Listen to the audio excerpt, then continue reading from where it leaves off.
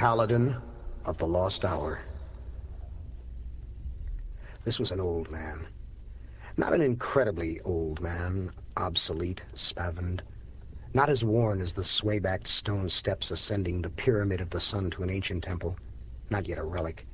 But even so, a very old man, this old man, perched on an antique shooting stick, its handles open to form a seat, its spike thrust at an angle into the soft ground and trimmed grass of the cemetery.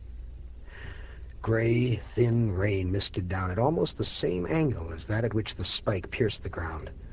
The winter-barren trees lay flat and black against an aluminum sky, unmoving in the chill wind. An old man sitting at the foot of a grave mound whose headstone had tilted slightly when the earth had settled, sitting in the rain and speaking to someone below. They tore it down, Minna. I tell you, they must have bought off a councilman. Came in with bulldozers at 6 o'clock in the morning, and you know that's not legal. There's a municipal code. Supposed to hold off till at least 7 on weekdays, 8 on the weekend. But there they were at 6, even before 6. Barely light, for God's sakes. Thought they'd sneak in and do it before the neighborhood got wind of it and called the Landmarks Committee. Sneaks! They come on holidays, can you imagine? But I was out there waiting for them, and I told them, you can't do it. That's code number 91.3002, subsection E. And they lied. And they said they had special permission. So I said to the big mucky in charge, let's see your waiver permit. And he said the code didn't apply in this case because it was supposed to be only for grading. And since they were demolishing and not grading, they could start whenever they felt like it. So I told him I'd call the police then, because it came under the heading of disturbing the peace. And he said...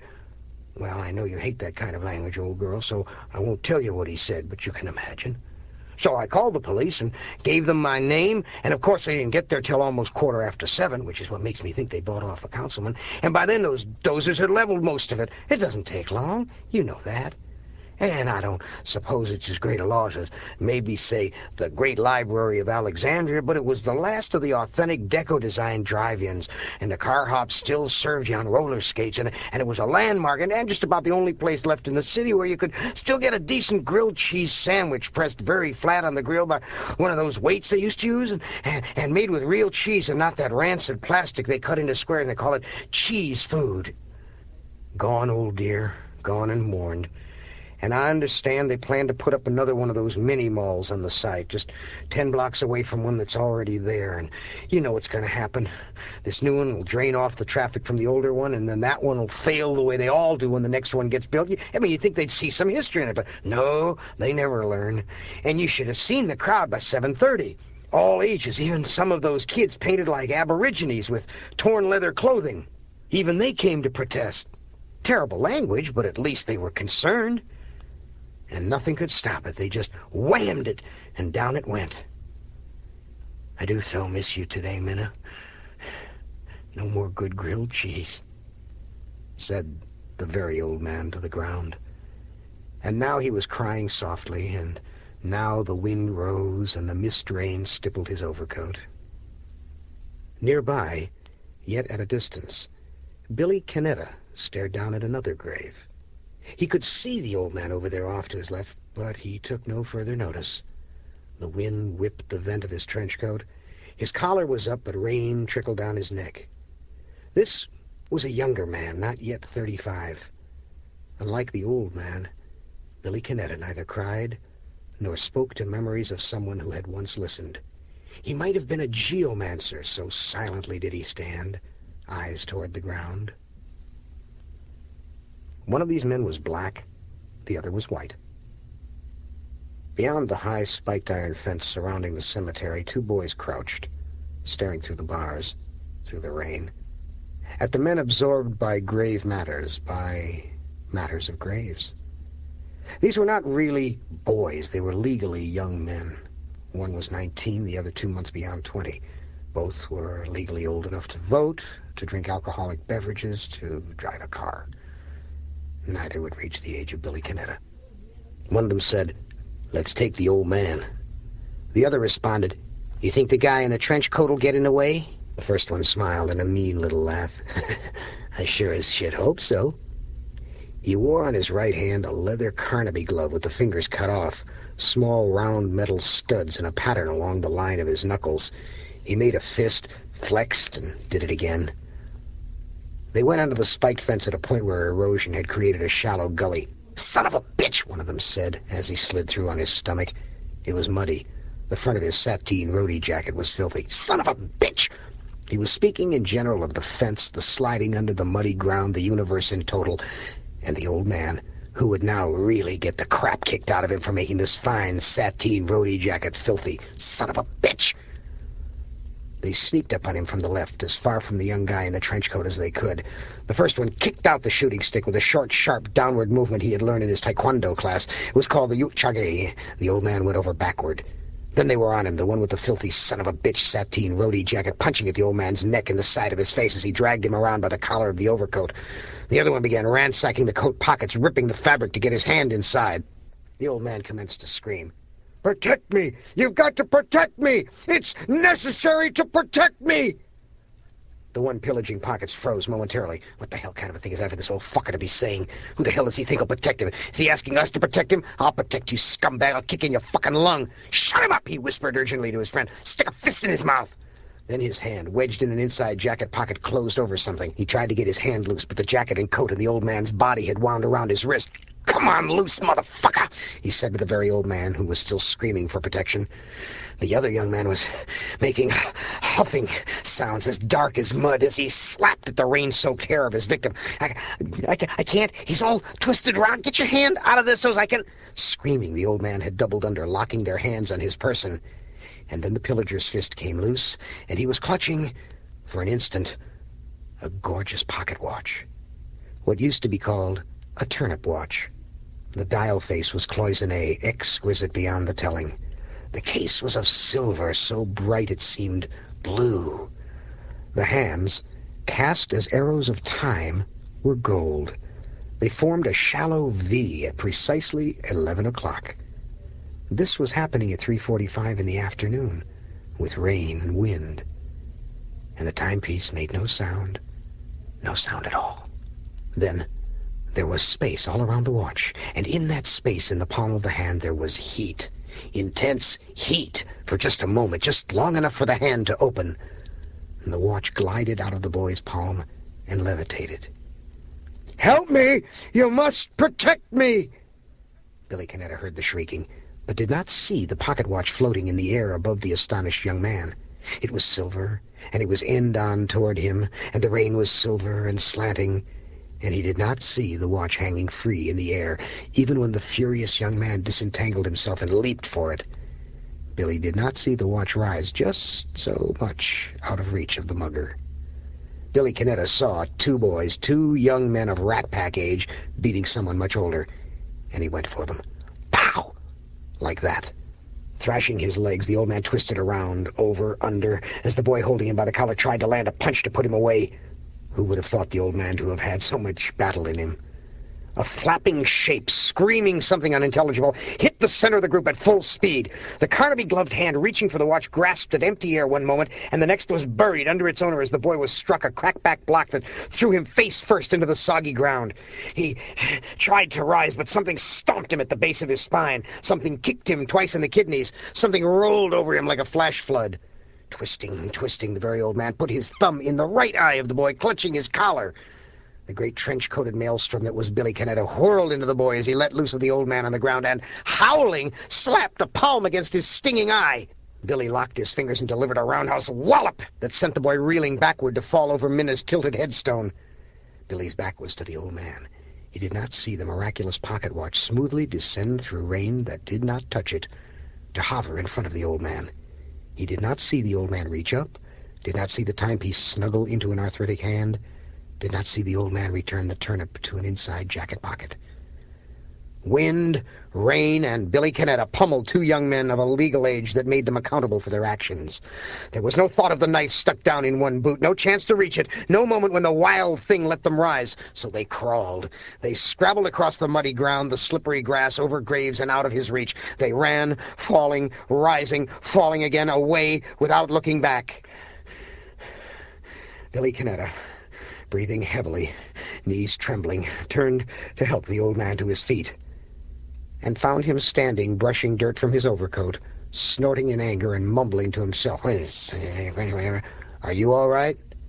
For a moment, the old man's recitation of annoyance continued. Then he snapped his chin down sharply, as if marking end to the situation, and looked at his cavalry to the rescue. "That was very good, young fella. Considerable style you've got there." Billy Canetta stared at him wide-eyed. "Are you sure you're okay?"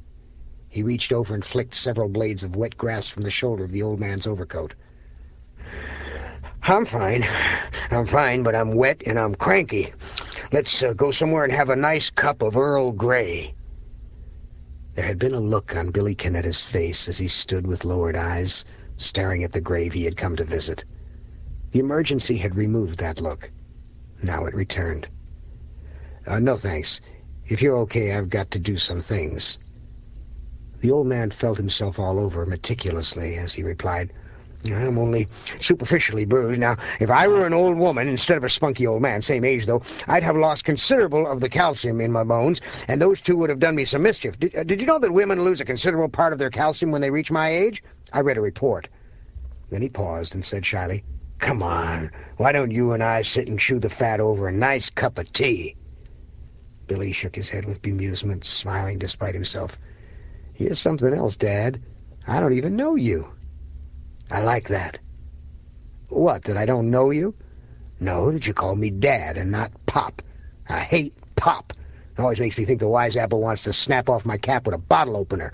Now, Dad has a ring of respect to it. I like that right down to the ground. Yes, I believe we should find someplace warm and quiet to sit and get to know each other. After all, you saved my life, and you know what that means in the Orient." Billy was smiling continuously now. "In the first place, I doubt very much I saved your life. Your wallet, maybe. And in the second place, I don't even know your name. What would we have to talk about?" "Gaspar," he said, extending his hand. "That's the first name, Gaspar. You know what it means?" Billy shook his head. "See? Already we have something to talk about." So Billy, still smiling, began walking Gaspar out of the cemetery. "Where do you live? I'll take you home." They were on the street, approaching Billy Canetta's 1979 Cutlass. "Where I live is too far for now. I'm beginning to feel a bit peaky. I'd like to lie down for a minute. We can just go on over to your place if that doesn't bother you. For a few minutes. A cup of tea. Is that all right?" He was standing beside the Cutlass, looking at Billy with an old man's expectant smile, waiting for him to unlock the door and hold it for him till he'd placed his still calcium-rich but nonetheless old bones in the passenger seat. Billy stared at him, trying to figure out what was at risk if he unlocked that door. Then he snorted a tiny laugh, unlocked the door, held it for Gaspar as he seated himself, slammed it, and went around to unlock the other side and get in. Gaspar reached across and thumbed up the door lock knob, and they drove off together in the rain. Through all of this, the timepiece made no sound. No sound at all. Like Gaspar, Billy Canetta was alone in the world. His three-room apartment was the vacuum in which he existed.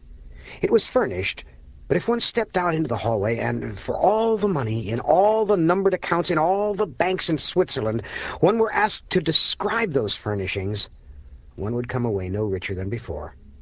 The apartment was charisma poor. It was a place to come when all other possibilities had been expended. Nothing green, nothing alive existed in those boxes. No eyes looked back from the walls. Neither warmth nor chill marked those spaces. It was a place to wait. Gaspar leaned his closed shooting stick, now a walking stick with handles, against the bookcase. He studied the titles of the paperbacks stacked haphazardly on the shelves. From the kitchenette came the sound of water running into a metal pan, then tin on cast iron, then the hiss of gas and the flaring of a match as it was struck and the pop of the gas being lit. "Many years ago," Gaspar said, taking out a copy of Moravia's The Adolescents and thumbing it as he spoke, "I had a library of books, thousands of books. Never could bear to toss one out, not even the bad ones. And when folks would come to the house to visit, they'd look around at all the nooks and crannies stuffed with books. And if they were the sort of folks who don't snuggle with books, they'd always ask the same dumb question." He waited a moment for a response, and when none was forthcoming, the sound of china cups on sink tile, he said, "Guess what the question was?" From the kitchen, without much interest, "No idea." They'd always ask her with the same kind of voice people use in the presence of large sculptures in museums, and they'd ask me, "Have you read all these books?" He waited again, but Billy Canetta was not playing the game. "Well, young fella, after a while the same dumb question gets asked a million times. You get sort of snappish about it, and it came to annoy me more than a little bit, till I finally figured out the right answer. And you know what that answer was? I say, you know what that answer was? Go ahead, take a guess." Billy appeared in the kitchenette doorway. "I suppose you told them you'd read a lot of them, but not all of them." Gaspar waved the guess away with a flapping hand. "Now, what good would that have done? I mean, they wouldn't have known they'd asked a dumb question, but I didn't want to insult them either. So when they asked if I'd read all those books, I'd say, hell no! Who wants a library full of books you've already read?" Billy laughed despite himself. He scratched at his hair with idle pleasure and shook his head at the old man's verve. "Gaspar, you are a wild old man. You retired?" The old man walked carefully to the most comfortable chair in the room, an overstuffed 30s-style lounge that had been reupholstered many times before Billy Canetta had purchased it at the American Cancer Society thrift shop. He sank into it with a sigh. "No, sir, I am not by any means retired. I'm still very active, very active." "Doing what, if I'm not prying?" "Doing ombudsman."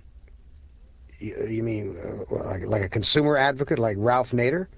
"Exactly. I watch out for things. I listen. I pay some attention. If I do it right, sometimes I can even make a little difference. Yes, like Mr. Nader. Very fine man, Mr. Nader. Very, very, very fine man." "And you were at the cemetery to see a relative?" Gaspar's face settled into an expression of loss. "My dear old girl, my wife, Minna. She's been gone, well, it was 20 years in January." He sat silently staring inward for a while, and then, "She was everything to me. The nice part was that I knew how important we were to each other. We discussed, well, just everything. I miss that the most, telling her what's going on. I go to see her every other day. I used to go every day, but it hurt too much." They had tea. Gaspar sipped and said it was very nice, but had Billy ever tried Earl Grey? Billy said he didn't know what that was, and Gaspar said he would bring him a tin, that it was splendid. And they chatted. Finally, Gaspar asked, "And who were you visiting?" Billy pressed his lips together. "Just a friend," and would say no more. Then he sighed and said, "Well, listen, I have to go to work." "Oh, what do you do?" The answer came slowly, as if Billy Canetta wanted to be able to say that he was in computers, or owned his own business, or held a position of import. "I'm night manager at a 7-Eleven. "Well, I'll bet you meet some fascinating people coming in late for milk or one of those slushies," Gaspar said gently. He seemed to understand. Billy smiled. He took the kindness as it was intended. "Yeah, the cream of high society. That is, when they're not threatening to shoot me through the head if I don't open the safe." "Let me ask you a favor," Gaspar said. "I'd like a little sanctuary, if you think it's all right. Just a little rest. I could lie down on the sofa for a bit. Would that be all right? You trust me to stay here while you're gone, young fella?" Billy hesitated only a moment. The very old man seemed okay, not crazy, and certainly not a thief. And what was there to steal? Some tea that wasn't even Earl Grey? "Sure, that'll be okay, but I won't be coming back till 2 a.m., so just close the door behind you when you go. It'll lock automatically." They shook hands. Billy shrugged into his still wet trench coat, and he went to the door. He paused to look back at Gaspar sitting in the lengthening shadows as evening came on. "It was nice getting to know you, Gaspar." "You can make that a mutual pleasure, Billy. You're a nice young fella." And Billy went to work, alone, as always. When he came home at 2, prepared to open a can of Hormel chili, he found the table set for dinner with the scent of an elegant beef stew enriching the apartment. There were new potatoes and stir-fried carrots and zucchini that had been lightly battered to delicate crispness, and cupcakes, white cake with chocolate frosting, from a bakery. And in that way, As gently as that, Gaspar insinuated himself into Billy Canetta's apartment and into his life. As they sat with tea and cupcakes, Billy said, "You don't have any place to go, do you?" The old man smiled and made one of those deprecating movements of the head.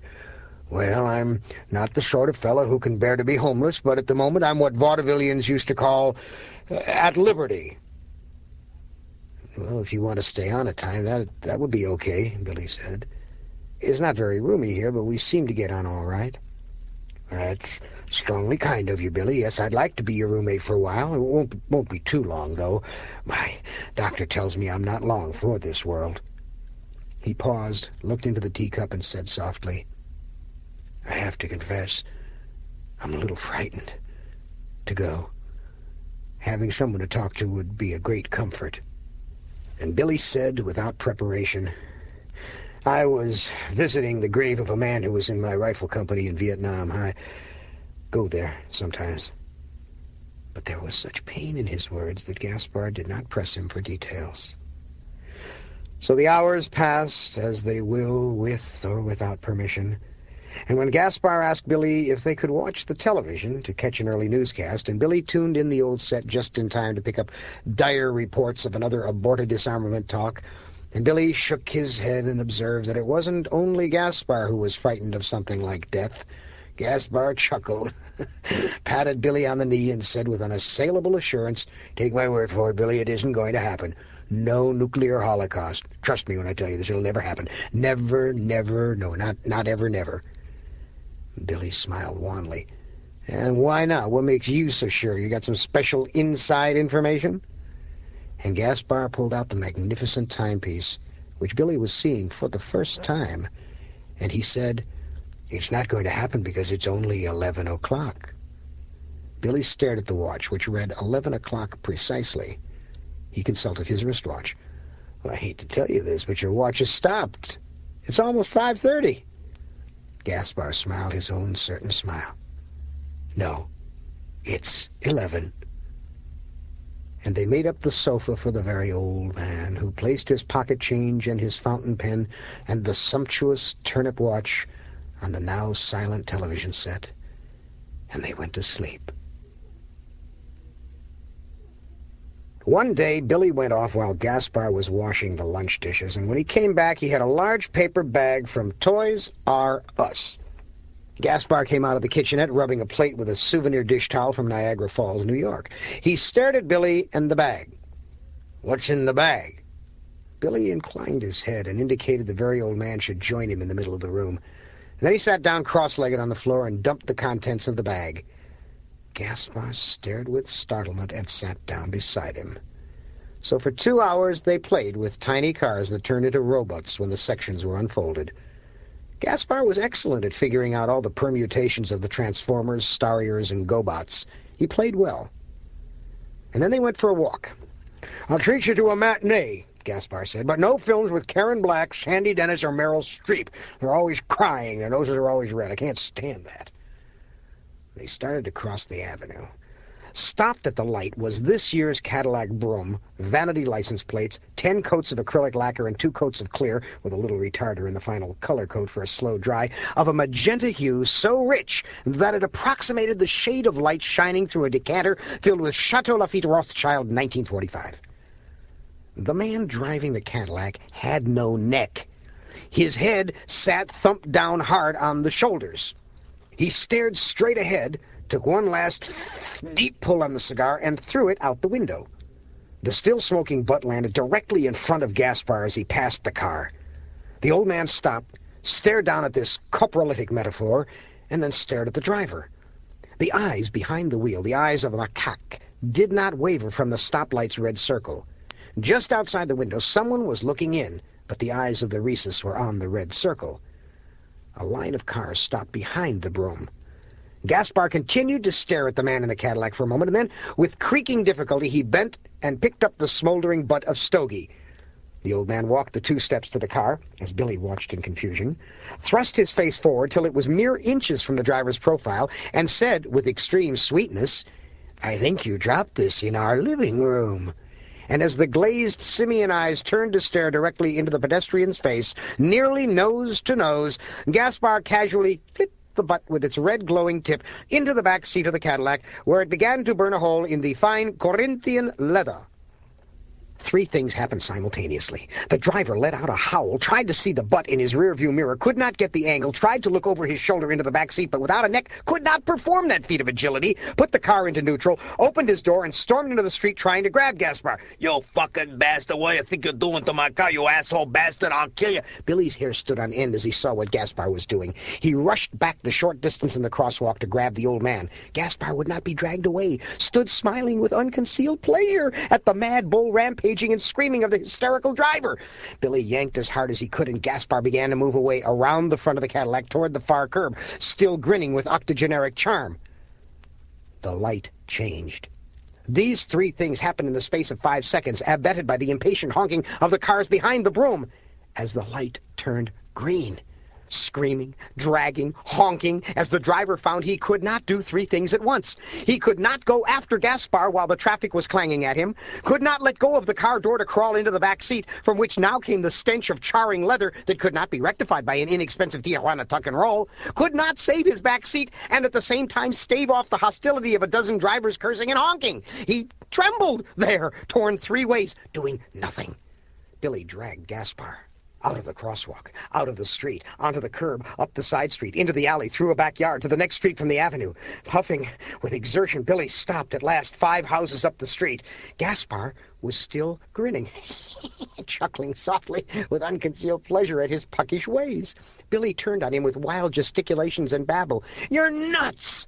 "How about that?" the old man said, giving Billy an affectionate poke in the bicep. "Nuts! Loony! That guy would have torn off your head! What the hell's wrong with you, old man? Are you out of your boots?" "I'm not crazy. I'm responsible." "Responsible? Responsible, for Christ's sakes! For what? For all the butts every yacht throws into the street?" The old man nodded. "For butts and trash and pollution and toxic waste dumping in the dead of night, for bushes and cactus and the baobab tree, for pippin apples and even lima beans, which I despise. You show me someone who'll eat lima beans without being a gunpoint, I'll show you a pervert." Billy was screaming. "What the hell are you talking about?" "I'm also responsible for dogs and cats and guppies and cockroaches and the President of the United States and Jonas Salk and your mother and the entire chorus line at the Sands Hotel in Las Vegas. Also their choreographer." "Who do you think you are, God?" "Don't be sacrilegious. I'm too old to wash your mouth out with laundry soap. Of course I'm not God. I'm just an old man. But I'm responsible." Gaspar started to walk away, toward the corner and the avenue and a resumption of their route. Billy stood where the old man's words had pinned him. "Come on, young fella," Gaspar said, walking backward to speak to him. "We'll miss the beginning of the movie. I hate that. I'll make an exception in the case of Meryl Streep, but you buy the popcorn." Billy had finished eating, and they were sitting in the dimness of the apartment, only the lamp in the corner lit. The old man had gone to the County Art Museum and had bought inexpensive prints, Max Ernst, Gérôme, Richard Dadd, a subtle Feininger, which he had mounted in Instaframes. They sat in silence for a time, relaxing, and then murmuring trivialities in a pleasant undertone. Finally, Gaspar said, "I've been thinking a lot about my dying. I like what Woody Allen said." Billy slid to a more comfortable position in the lounger. "Yeah, what was that?" "He said, I don't mind dying. I just don't want to be there when it happens." Billy snickered. "I feel something like that, Billy. I'm not afraid to go. But I don't want to leave Minna entirely. The times I spend with her, talking to her, well, it gives me a feeling that we're still in touch. When I go, that's the end of Minna. She'll be well and truly dead. We never had any children. Almost everyone who knew us is gone. No relatives.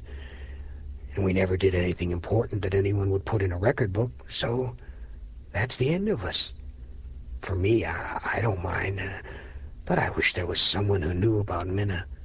Oh, she was a remarkable person." So Billy said, "Tell me, Dad. I'll remember for you."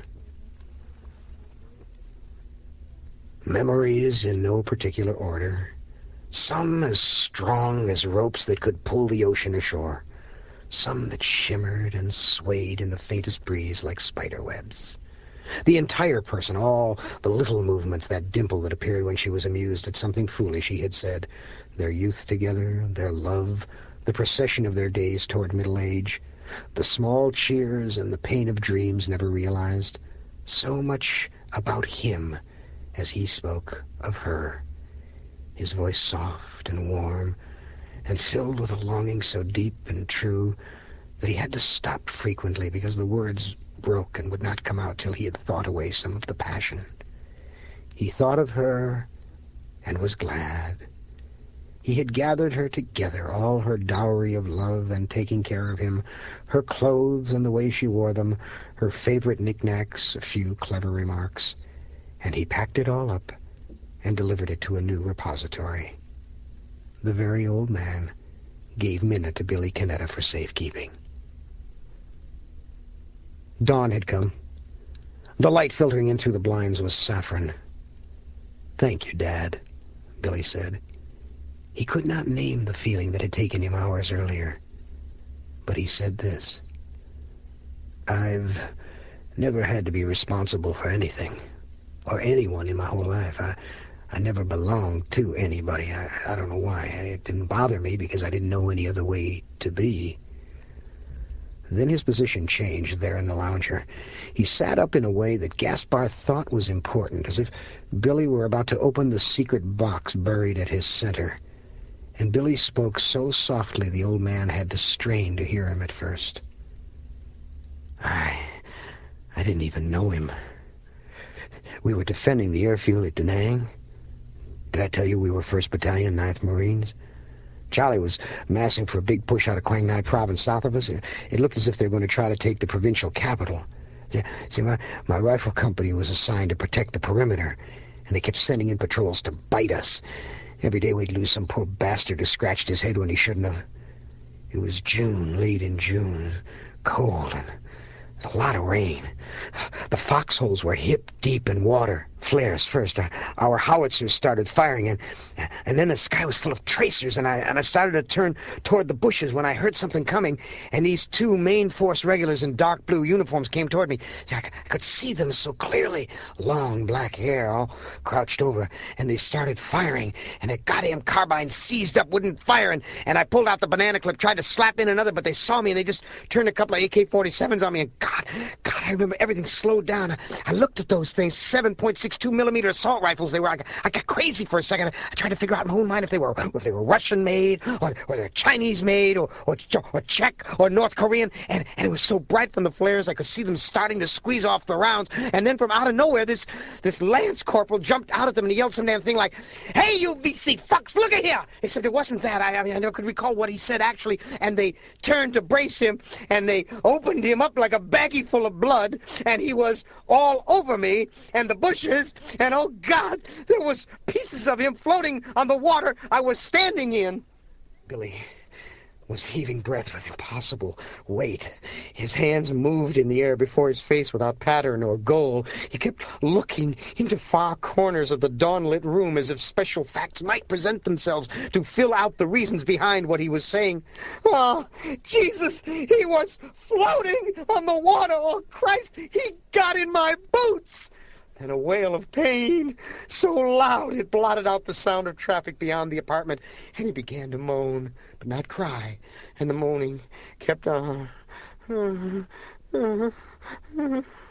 Gaspar came from the sofa and held him and said such words as, "It's all right," but they might not have been those words, or any words. And pressed against the old man's shoulder, Billy Canetta ran on, only half sane. "He wasn't my friend. I never knew him. I'd never talked to him. But I'd seen him, but he was just this guy, and there wasn't any reason to do that. I mean, he didn't know whether I was a good guy or a shit or anything, so why did he do that? I mean, he didn't need to do that. They wouldn't have seen him. He was dead before I killed them. He was gone already, and I never got to say thank you, or thank you, or... anything. And now he's in that grave. See, so I came here to live so I can go there, but I try to say thank you, and he's dead, and he can't hear me. He can't hear anything. He's just down there, down in the ground, and I can't say thank you. Oh, Jesus, why don't he hear me? I just want to say thanks. Billy Canetta wanted to assume the responsibility for saying thanks, but that was possible only on a night that would never come again. And this was the day. Gaspar took him to the bedroom and put him down to sleep in exactly the same way one would soothe an old, sick dog. Then he went to his sofa, and because it was the only thing he could imagine saying, he murmured, "He'll be all right, Minna. Really, he will." When Billy left for the 7-Eleven the next evening, Gaspar was gone. It was an alternate day, and that meant he was out at the cemetery. Billy fretted that he shouldn't be there alone, but the old man had a way of taking care of himself. Billy was not smiling as he thought of his friend, and the word friend echoed as he realized that, yes, this was his friend, truly and really his friend. He wondered how old Gaspar was and how soon Billy Canetta would be once again what he had always been, alone. When he returned to the apartment at 2:30, Gaspar was asleep, cocooned in his blanket on the sofa. Billy went in and tried to sleep, but hours later, when sleep would not come, when thoughts of murky water and calcium nightlight on dark foliage kept him staring at the bedroom ceiling, he came out of the room for a drink of water. He wandered around the living room, not wanting to be by himself, even if the only companionship in this sleepless night was breathing heavily, himself in sleep. He stared out the window. Clouds lay in chiffon strips across the sky, the squealing of tires from the street. Sighing, idle in his movement around the room, he saw the old man's pocket watch lying on the coffee table beside the sofa. He walked to the table. If the watch was still stopped at 11 o'clock, perhaps he would borrow it and have it repaired. It would be a nice thing to do for Gaspar. He loved that beautiful timepiece. Billy bent to pick it up. The watch stopped at the V of 11 precisely, levitated at an angle, floating away from him. Billy Canetta felt a shiver travel down his back to burrow in at the base of his spine. He reached for the watch hanging in air before him. It floated away just enough that his fingers massaged empty space. He tried to catch it. The watch eluded him, lazily turning away like an opponent who knows he is in no danger of being struck from behind. Then Billy realized Gaspar was awake. Turned away from the sofa, nonetheless he knew the old man was observing him, and the blissful floating watch. He looked at Gaspar. They did not speak for a long time. Then, "I'm going back to sleep," Billy said quietly. "I think you have some questions," Gaspar replied. "Questions? No, of course not, Dad. Why in the world would I have questions? I'm still asleep." But that was not the truth, because he had not been asleep that night. "Do you know what Gaspar means? Do you remember the 3 wise men of the Bible, the Magi?" I don't want any frankincense and myrrh. I'm going back to bed. See, I'm going now. You see, this is me going right now. "Gaspar means master of the treasure, keeper of the secrets, paladin of the palace." Billy was staring at him, not walking into the bedroom, just staring at him, as the elegant timepiece floated to the old man, who extended his hand palm up to receive it. The watch nestled in his hand, unmoving, and it made no sound at all. "You go back to bed, but will you go out to the cemetery with me tomorrow? It's important." "Why?"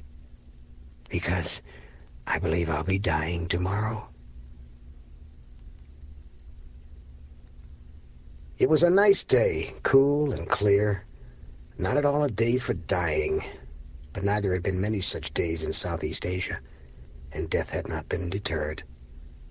They stood at Minna's gravesite, and Gaspar opened his shooting stick to form a seat, and he thrust the spike into the ground, and he settled onto it and sighed. and said to Billy Canetta, "I'm growing cold as that stone.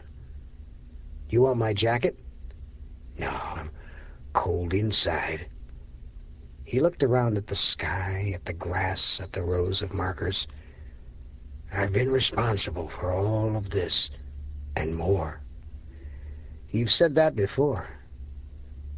"Young fella, are you by any chance familiar in your reading with an old novel by James Hilton called Lost Horizon? Perhaps you saw the movie." "Ah, it was a wonderful movie, actually much better than the book. Mr. Capra's greatest achievement, a human testament. Ronald Colman was superb. Do you know the story?" "Yes." "Do you remember the High Lama played by Sam Jaffe? His name was Father Perot?" "Yes." "Do you remember how he passed on the caretakership of that magical hidden world, Shangri-La, to Ronald Colman?" "Yes, I remember that." Billy paused. "Then he died. He was very old, and he died." Gaspar smiled up at Billy. "Very good, Billy. I knew you were a good boy. So now, if you remember all that, may I tell you a story? It's not a very long story." Billy nodded, smiling at his friend. "In 1582, Pope Gregory XIII decreed that the civilized world would no longer observe the Julian calendar. October 4th, 1582, was followed the next day by October 15th. 11 days vanished from the world. 170 years later, the British Parliament followed suit, and September 2nd, 1752, was followed the next day by September 14th. Now, why did he do that, the Pope?" Billy was bewildered by the conversation. Because he was bringing it into sync with the real world, the solstices and equinoxes, when to plant, when to harvest."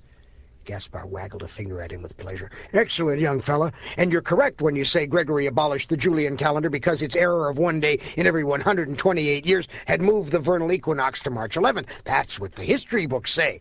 It's what every history book says. But what if? What if what? I don't know what you're talking about. What if Pope Gregory had the knowledge revealed to him that he must readjust time in the minds of men? What if the excess time in 1582 wasn't just 11 days, but 11 days and 1 hour? What if he accounted for those 11 days, vanished those 11 days, but that 1 hour slipped free, was left loose to bounce through eternity, a very special hour, an hour that must never be used, an hour that must never toll? What if?" Billy spread his hands. What if? It's all just philosophy. It doesn't mean anything. Hours aren't real. Time isn't something that you can bottle up. So what if there is an hour out there somewhere that... And he stopped. He grew tense and leaned down to the old man. "The watch.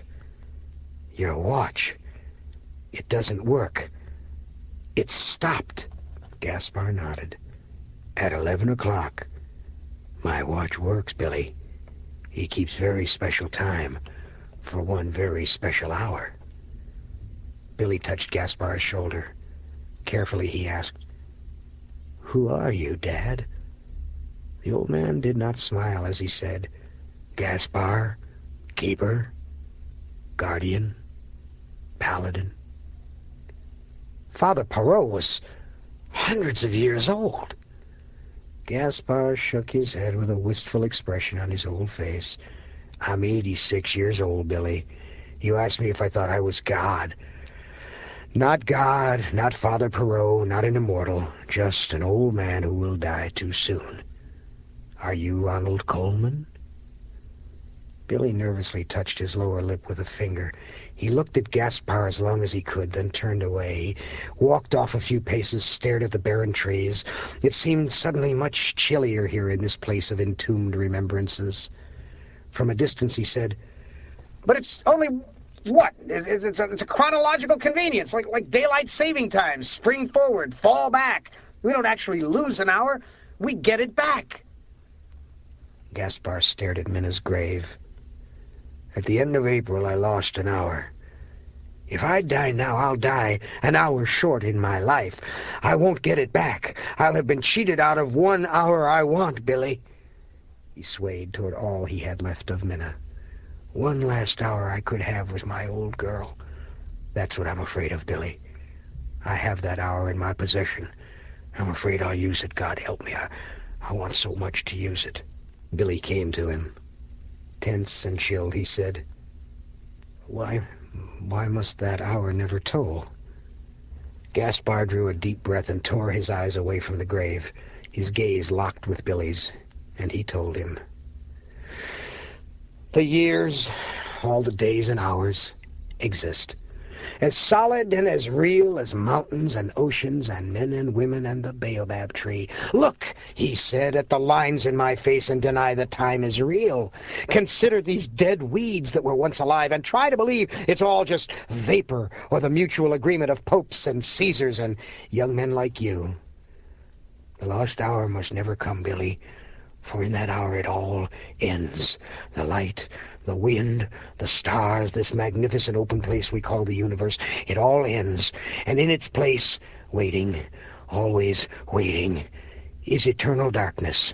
No new beginnings, no world without end, just the infinite emptiness. And he opened his hand, which had been lying in his lap, and there in his palm rested the watch, making no sound at all, and stopped dead at 11 o'clock. Should it strike 12, Billy, eternal night falls, from which there is no recall. There he sat, this very old man, just a perfectly normal old man, the most recent in the endless chain of keepers of the lost hour, descended in possession from Caesar and Pope Gregory the 13th, down through the centuries of men and women who had served as caretakers of the excellent timepiece, and now he was dying, and now he wanted to cling to life as every man and woman clings to life, no matter how awful or painful or empty, even if it is for one more hour. The suicide falling from the bridge at the final instant tries to fly, tries to climb back up the sky. This weary old man who only wanted to stay one brief hour more with Minna, who was afraid that his love would cost the universe. He looked at Billy, and he extended his hand with the watch waiting for its next Paladin. So softly Billy could barely hear him, knowing that he was denying himself what he most wanted at this last place in his life, he whispered, If I die without passing it on, it will begin to tick. Where? Not me, Billy said. Why did you pick me? I'm no one special. I'm not someone like you. I run an all-night service mart. There's nothing special about me the way there is about you. I'm not Ronald Coleman. I don't want to be responsible. I've never been responsible. Gaspar smiled gently. You've been responsible for me? Billy's rage vanished.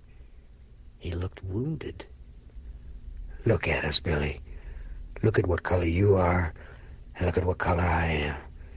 You took me in as a friend. I think of you as worthy, Billy. Worthy. They remained there that way in silence as the wind rose. And finally, in a timeless time, Billy nodded. Then the young man said, You won't be losing Minna, Dad. Now you'll go to the place where she's been waiting for you, just as she was when you first met her. There's a place where we find everything we've ever lost through the years. That's good, Billy, that you tell me that. I'd like to believe it, too, but you see, I'm a pragmatist. I believe what exists, like rain and Minna's grave right here, and the hours that pass that we can't see, but they are. I'm afraid, Billy. I'm afraid this will be the last time I can speak to her, so I ask a favor as payment in return for my life spent protecting the watch. I ask for 1 minute of the hour, Billy. 1 minute to call her back so we can stand face to face and I can touch her and say goodbye. You'll be the new protector of this watch, Billy, so I ask you, please, just let me steal 1 minute. Billy could not speak. The look on Gaspar's face was without horizon, empty as tundra, bottomless. The child left alone in darkness, the pain of eternal waiting. He knew he could never deny this old man, no matter what he asked. And in the silence he heard a voice say, No! and it was his own. He had spoken without conscious volition, strong and determined, and without the slightest room for reversal. If a part of his heart had been swayed by compassion, that part had been instantly overridden. No. A final, unshakable no. For an instant, Gaspar looked crestfallen. His eyes clouded with tears, and Billy felt something twist and break within himself at the sight. He knew he had hurt the old man. Quickly, but softly, he said urgently, "You know that would be wrong, Dad. We mustn't—" Gaspar said nothing. Then he reached out with his free hand and took Billy's. It was an affectionate touch. "That was the last test, young fella. Oh, you know I've been testing you, don't you? This important item couldn't go to just anyone. And you passed the test, my friend. My last, best friend. When I said I could bring her back from where she's gone, here, in this place we've both come to so often, to talk to someone lost to us, I knew you would understand that anyone could be brought back in that stolen minute. I knew you wouldn't use it for yourself, no matter how much you wanted it. But I wasn't sure that, as much as you like me, it might not sway you. But you wouldn't even give it to me, Billy." He smiled up at him, his eyes now clear and steady. "I'm content, Billy. You needn't have worried. Minnie and I don't need that minute. But if you're to carry on for me, I think you do need it. You're in pain, and that's no good for someone who carries this watch. You've got to heal, Billy. So I give you something you would never take for yourself. I give you a going-away present." And he started the watch, whose ticking was as loud and as clear as a baby's first sound, and the sweep second hand began to move away from 11 o'clock. And then the wind rose, and the sky seemed to cloud over, and it grew colder, with a remarkable silver-blue mist that rolled across the cemetery. And though he didn't see it emerge from that grave at a distance far to the right, Billy Canetta saw a shape move toward him, a soldier in the uniform of a day past, and his rank was Lance Corporal. He came toward Billy Canetta, and Billy went to meet him as Gaspar watched. They stood together, and Billy spoke to him, and the man whose name Billy had never known when he was alive answered. And then he faded as the seconds ticked away, faded, and was gone. And the silver-blue mist rolled through them and past them, and was gone. And the soldier was gone. And Billy stood alone. And when he turned back to look across the grounds to his friend, he saw that Gaspar had fallen from the shooting stick. He lay on the ground. Billy rushed to him and fell to his knees and lifted him onto his lap. Gaspar was still. "Oh, God, Dad, you should have heard what he said. Oh, geez, he let me go. He let me go, so I didn't even have to say I was sorry. He told me he didn't even see me in that foxhole. He never knew he saved my life. I said, thank you, and he said, no, thank you, that he hadn't died for nothing. Oh, please, Dad, please don't be dead yet. I want to tell you." And the old man, the very old man, as sometimes happens, opened his eyes. "May I remember you to my old girl, Billy?" And his eyes closed, and his caretakership was at an end as his hand opened, and the most excellent timepiece, now stopped again at 1 minute past 11, floated from his palm and waited till Billy Canetta extended his hand, and then it floated down and lay there silently, safe, protected.